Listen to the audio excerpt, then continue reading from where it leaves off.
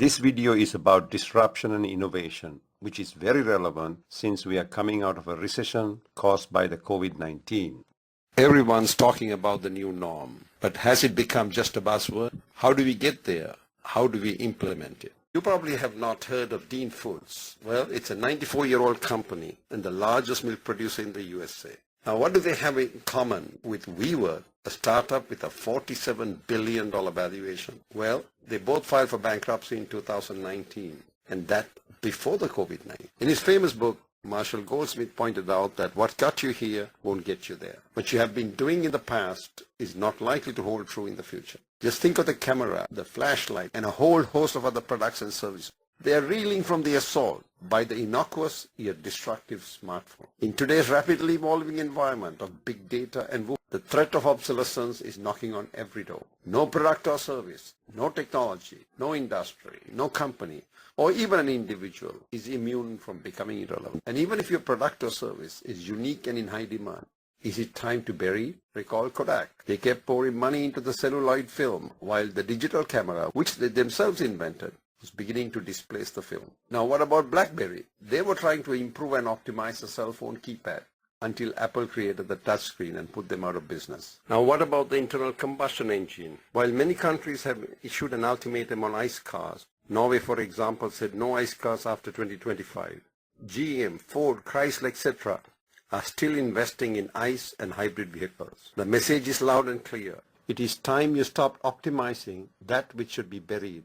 Where do we start? We must put on our thinking cap and start thinking. We tend to think inside a box. The boundaries of this box are very well defined. And the boundaries of this box, they are called industry norms. For example, if you're in the restaurant business, the industry standard is people come to your establishment, they eat, and then they pay.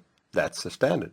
In the banking business, it is normal for people to give you money and you say thank you very much and you give the money to someone else. I mean, that's banking, right? In other words, if you do what everyone else is doing, you get results that everyone else is getting. And those are normal results. So you need to think yourself out of this very small box of your industry. Sadly, legacy managers will have a hard time coming up with innovative ideas. And teams are not likely to be much help either, as they are reluctant to go against the norms. For example, if you have a furniture business and one day you decide to no longer assemble furniture for your customers, the majority would say, we can't do that. But you would end up with a company called IKEA.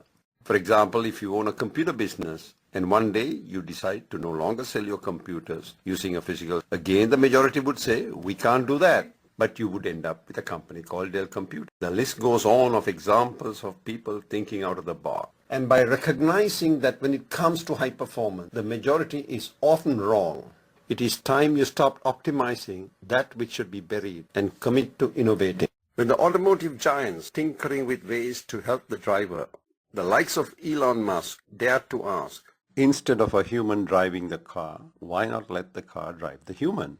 This resulted in the birth of autonomous driving.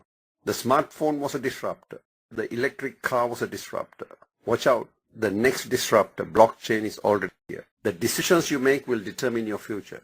Traits such as common sense, gut feel, logic, intuition, experience, etc. that you rely on to make crucial decisions will be tested to their limits. Authors of the book Billion Dollar Lessons say that between 1981 and 2007, of the 423 American companies with assets totaling more than $500 million, 46% filed for bankruptcy. At a November 2018 meeting with employees, Amazon CEO Jeff Bezos said, Amazon is not too big to fail. In fact, I predict one day Amazon will fail. Amazon will go bankrupt. He went on to say that the lifespans of large companies tend to be 30 plus years, not 100 plus years. We have to try and delay that day for as long as possible. The technology train is on the move. Get on it or move over. Otherwise, you run the risk of being run over.